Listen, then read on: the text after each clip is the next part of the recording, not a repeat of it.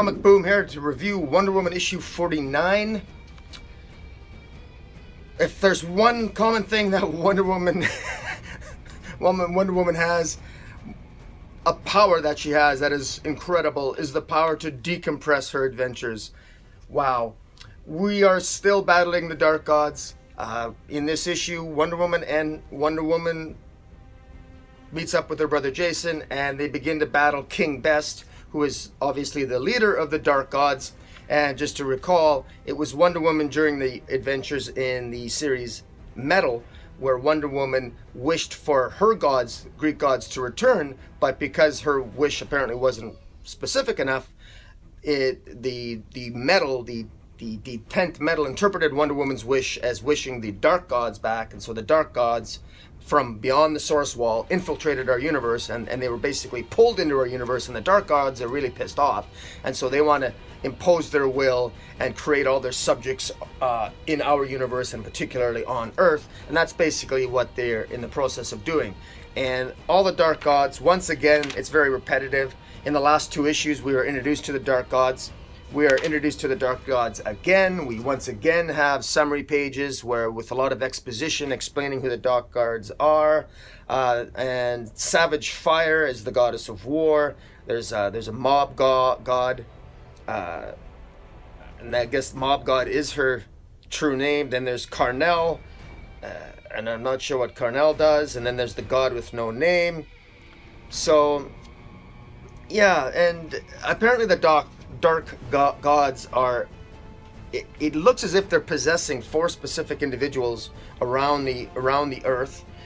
Various random people on the planet are being, well, everyone's being possessed by the Dark Gods all over the world, but there are what appears to be 4 specific individuals, one in Buenos Aires, one in London, one in Wuhan, China, and one in St. Petersburg, Russia.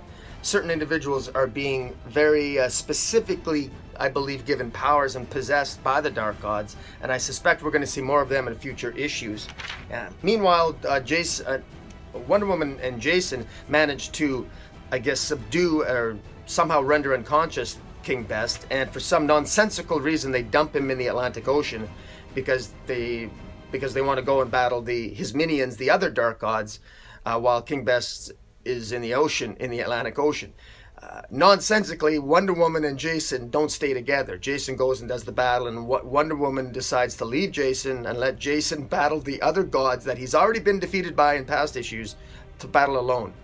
Wonder Woman would never do that. This was a huge, again, this was a huge story glitch. James Robinson should know better than that. It made no sense in the story. Wonder Woman knows Jason doesn't have the experience. He's lost before. He doesn't have the experience to defeat the other gods, yet Wonder Woman leaves him on his own, to his own resources, into the fight. That didn't make any sense, and it was for no purpose whatsoever. Wonder Woman went to have a conversation with Steve Trevor. That was clearly just a forced story point in order to bring Steve Trevor into the story, who's done absolutely nothing in this narrative so far. Really, he's really an afterthought, so he's not a well-used character. Wonder Woman finally, surprise, discovers that Jason actually needs help, because the Dark Gods, basically, the Dark Gods disappear and then they reappear again. I think it's in Paraguay or someplace. And she's worried that Jason might be killed, and I don't know why she's worried. I mean, she sent Jason off to battle by himself while she goes to talk with Steve Trevor in a giant helicopter. It's just, this storyline is just, I mean, it's just comical. And some of these comic books, you'll note in some of my videos, some I show pictures, some I don't. I'm not showing pictures here. The art here is beautiful, but the story goes nowhere. And surprise, once again, we have a flip-flop of Jason. Jason is, a thoroughly uninteresting character, and once again he's flip-flopped. And at the end, Jason ends up being turned and, we believe, possessed by the Dark Gods, and it ends with Jason attacking Wonder Woman when Wonder Woman goes to see if Jason's okay and to see what the new gods are going to be doing in Paraguay. And yeah, so basically this went absolutely nowhere. We got no development of any significant plot point.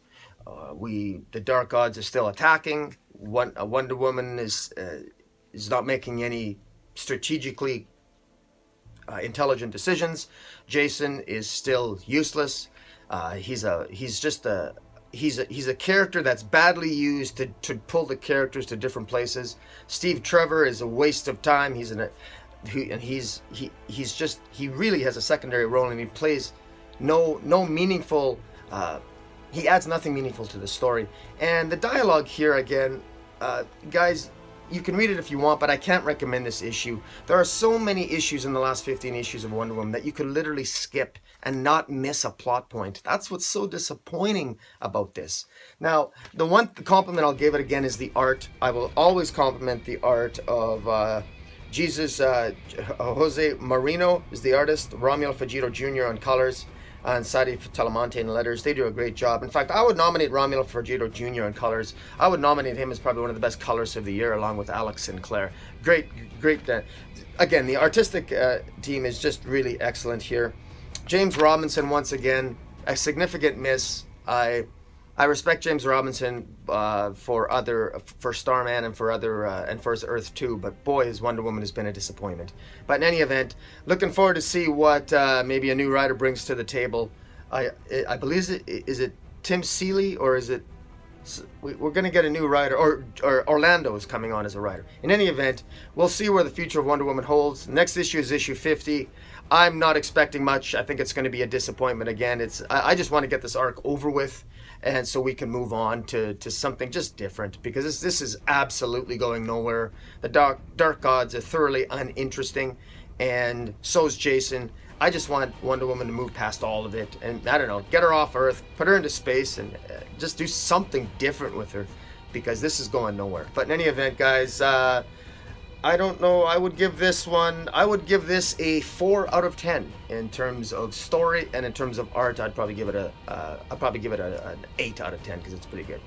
So that's what I got to say, guys. Let me know your opinion, and hit the subscribe button. And until next time, Comic Boom out.